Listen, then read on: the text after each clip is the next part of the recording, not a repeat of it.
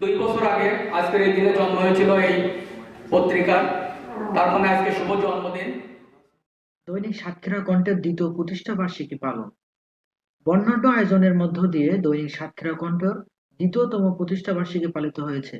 বুধবার 13 ডিসেম্বর বেলা 11:30টায় শহরের Lakeview convention সেন্টারে জনপ্রিয় অনলাইন নিউজ পোর্টাল মুক্তিযুদ্ধের চেতনায় সত্য প্রকাশে নির্ভীক, সত্যের সন্ধানে সাহসী দৈনিক সাতক্ষীরা কণ্ঠের 1 বছর পেরিয়ে দ্বিতীয় বছরে পদার্পণ উপলক্ষে কেক কেটে এই প্রতিষ্ঠা বার্ষিকী পালন করা হয়।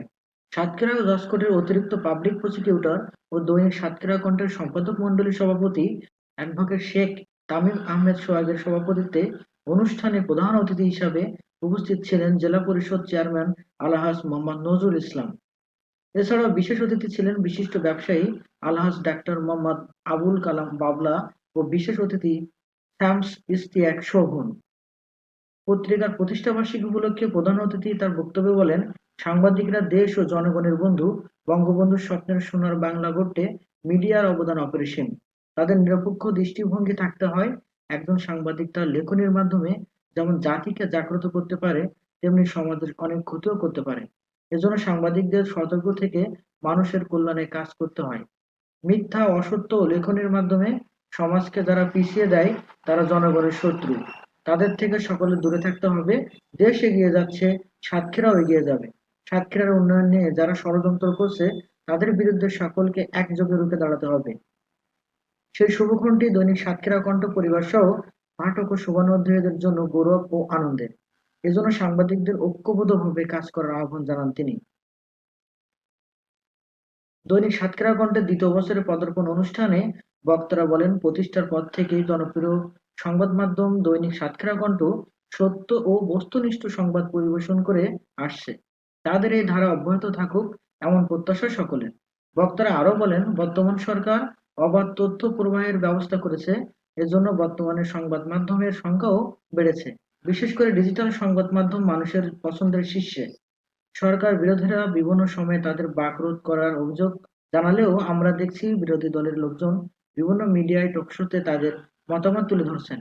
সরকার যদি সত্যি তাদের বাকরুদ্ধ করে দিত তাহলে তারা মিডিয়ার সামনে এসে তাদের মতামত প্রকাশ করতে পারতেন না। বক্তারা দৈনিক সাতক্ষীরা কণ্ঠের জন্য ভবিষ্যতের শুভকামনা করে অনুষ্ঠানে বলেন, নিউজ পোর্টালটি অল্প সময়ে মানুষের আস্থা অর্জন করতে সক্ষম হয়েছে।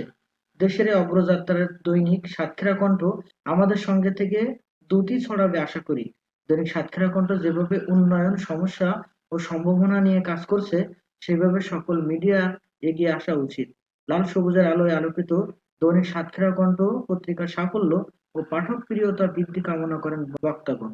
অনুষ্ঠানে আরো বক্তব্য রাখেন বীর মুক্তিযোদ্ধা কামরুজ্জামান বাবু, আওয়ামী লীগ নেতা রাশিদুজ্জামান রাশি, সাংবাদিক আব্দুল গফফার, জেলা আওয়ামী লীগের সাংগঠনিক সম্পাদক মোহাম্মদ আখতার হোসেন, জেলা তাঁতি লীগের সাধারণ সম্পাদক শেখ আলমগীর হোসেন, দৈনিক সাতক্ষীরা কণ্ঠের সম্পাদক শেখ ইলিয়াস হোসেন রুবেল, দৈনিক সাতক্ষীরা কণ্ঠের নির্বাহী সম্পাদক রুহুল হক, সাংবাদিক তুষার আজাদ, সাংবাদিক আলী রাজ, দৈনিক আজকের সাতক্ষীরা সাংবাদিক জিয়াউর রহমান জিয়া, দৈনিক একাত্তর সংবাদের বিভাগীয় প্রধান সৈয়দ সিরাজুল ইসলাম, সাতক্ষীরা নিউজ ক্লাবের সিনিয়র সহসভাপতি জিয়াউর রহমান, একাত্তর সংবাদের সাতক্ষীরা প্রতিনিধি আজহারুল ইসলাম, দৈনিক সাতক্ষীরার সকলের শামীম রেজা রাজু, দৈনিক কালের চিত্র ও দ্য এডিটরের সাংবাদিক মেহেদী হাসান শিমুল, দৈনিক আজকের সাতক্ষীরা জিয়াউর রহমান জিয়া ও দৈনিক সাতক্ষীরা কণ্ঠের সহ সম্পাদক আজগর আলী সহ গণ্যমান্য ব্যক্তিবর্গ।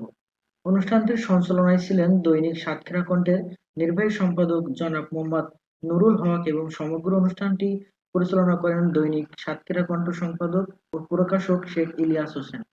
প্রতি ঘন্টায় বস্তুনিষ্ঠ সংবাদ পাওয়ার জন্য চ্যানেলটি এখনই সাবস্ক্রাইব করুন। সবার জন্য শুভকামনা।